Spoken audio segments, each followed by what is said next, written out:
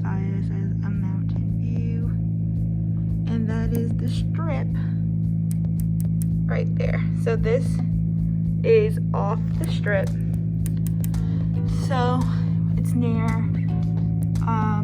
the Wynn, Trump Towers, and that right there is Treasure Island.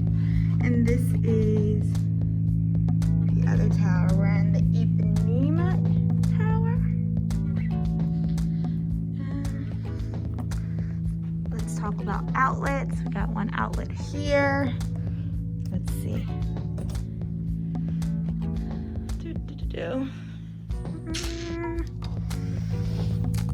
We got some outlets here.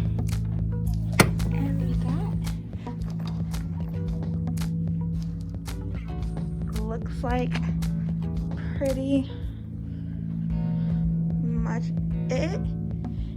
I don't know whose bed this is going to be, but pretty, what was I? Pretty thick mattress. Let's see if I jump on it. Seems pretty soft.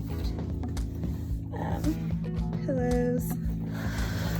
Okay, and that is the review of the room review. I would say that it's pretty spacious. It's just me and someone else, me and a friend. So it's pretty spacious, but definitely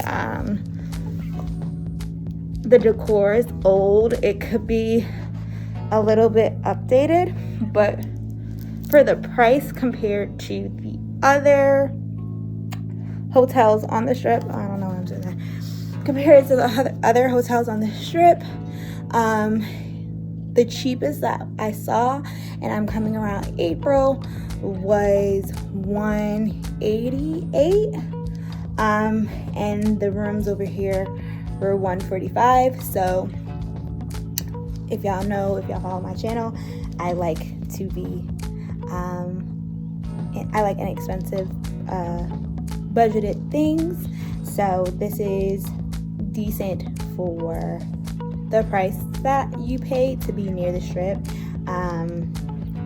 Just a FYI, there will always be resort fees regardless of where you're staying on the strip or near the strip, so just be aware of that. I believe the resort fee for this was $25 per night. 25, or I'll edit that to give you the definite resort fees. But yeah, the mountains are right there. We're 5 minutes away from the strip, and there's entertainment and casinos downstairs. So let me know if you have any questions about my review and about how I feel about the room. Might do an update once I'm officially out of the room and how I feel. Bye.